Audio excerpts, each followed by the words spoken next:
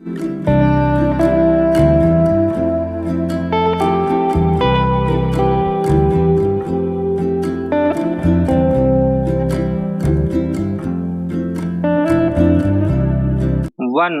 To three start.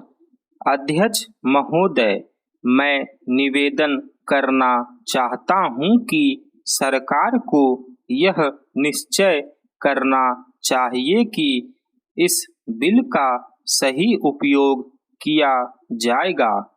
Police को डाक द्वारा मत देने का अधिकार दिया जा रहा है, वह सही है। वह अधिकार इससे पहले ही दिया जाना चाहिए था, लेकिन आजकल चुनावों में जो गड़बड़ी होती है उसको दूर करने के लिए सरकार को मूल अधिनियम में संशोधन करना चाहिए। माननीय सदस्य ने अभी कहा कि इस बिल पर ज्यादा वाद विवाद नहीं होना चाहिए, लेकिन हम विरोधी दल के लोग जानते हैं कि जूता कहाँ काटता है। अगर कांग्रेस पार्टी चुनाव से पहले गद्दी छोड़ दे और सरकार में न रहे, तब हम देखेंगे कि कांग्रेस को कितने वोट मिलते हैं। चूंकि चुनाव के समय कांग्रेस पार्टी के हाथ में सरकार रहती है, इसलिए उसको इतने वोट मिल जाते हैं। मैंने मध्य प्रदेश में देखा है कि हमारे कुछ कर्मचारियों को आरोप लगाकर पकड़ लिया गया है। इस संबंध में न्यायाधीश का निर्णय वहां की विधानसभा में पढ़कर सुनाया गया है। पुलिस के वोट लेने के लिए ही यह बिल लाया गया है। हमें डर लगता है कि पुलिस पर दबाव डाला जाएगा।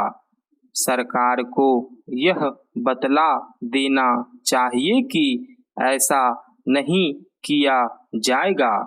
यदि प्रारंभ में ही चोर चोर का शोर मचा दिया जाए तो चोर घर में नहीं घुसता है, क्योंकि वह जानता है कि लोग जागे हुए हैं। हम अपना यह शक और चिंता इसलिए प्रकट कर रहे हैं ताकि सरकार इन बातों का ध्यान रखे और चुनाव में होने वाली गड़बड़ियों को रोकने की कोशिश करे।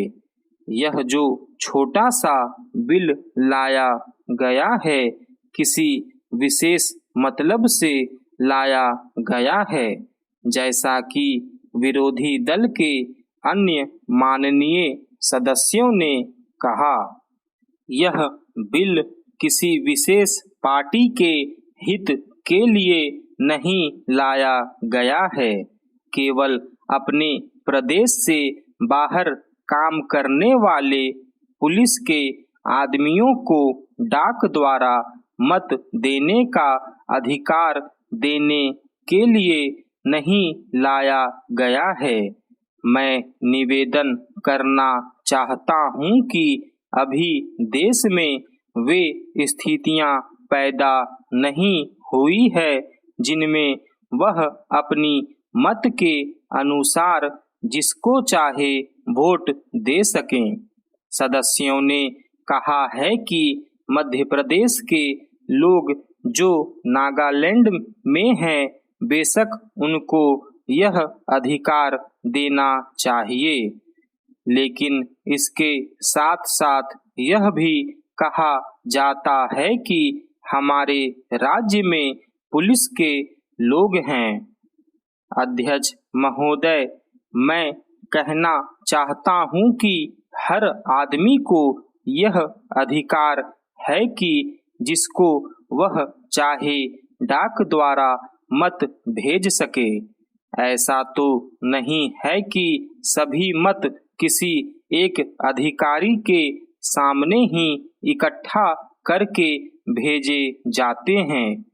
जहाँ तक इस बिल का संबंध है वह ठीक है, वह प्रारंभ में ही आना चाहिए था और मैं इसका समर्थन करता हूँ।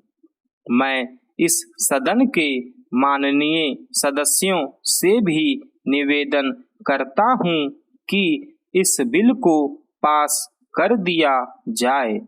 खेती में उन्नति न होने का कारण क्या है? उसका एक कारण यह है कि खेती से संबंधित जितने विभाग हैं उनमें आपस में समन्वय नहीं है।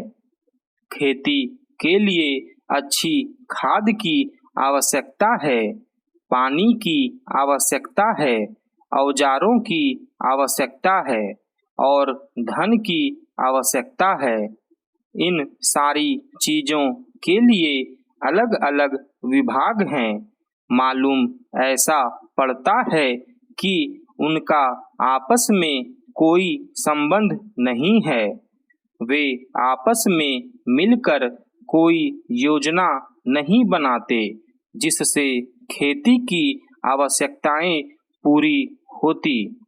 इसलिए जब तक उनमें आपस में तालमेल नहीं होगा तब तक खेती की उन्नति नहीं हो सकती है।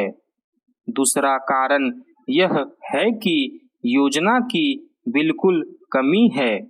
इसके अलावा कृषि कॉलेजों से निकले हुए जो स्नातक होते हैं, जो खेती की बातों को जानते हैं, उनमें से एक भी आदमी खेती करने के लिए तैयार नहीं है। सभी प्रोफेसर बनने के लिए तैयार हैं, खेती के लिए कोई भी तैयार नहीं है। एक बात मैं माननीय मंत्री जी से विशेष रूप से कहना चाहता हूँ। अधिक उपज न होने का एक कारण यह है कि जो खेत में काम करते हैं वे उसके मालिक नहीं हैं। खेत किसी और का है और काम कोई और कर रहा है। इसलिए मेरा कहना यह है कि किसानों में जब तक यह भावना पैदा नहीं होगी कि यह मेरी भूमि है तब तक अधिक उपज नहीं हो सकती है। इसके लिए आप जब तक भूमि सुधार नहीं करेंगे तब तक कोई बात बनने वाली नहीं है।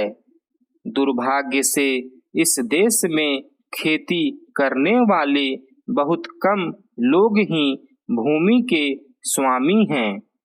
खेती की उन्नति के मूल आधार हैं पानी, खाद, बीज, धन, उपज का उचित दाम और भूमि सुधार।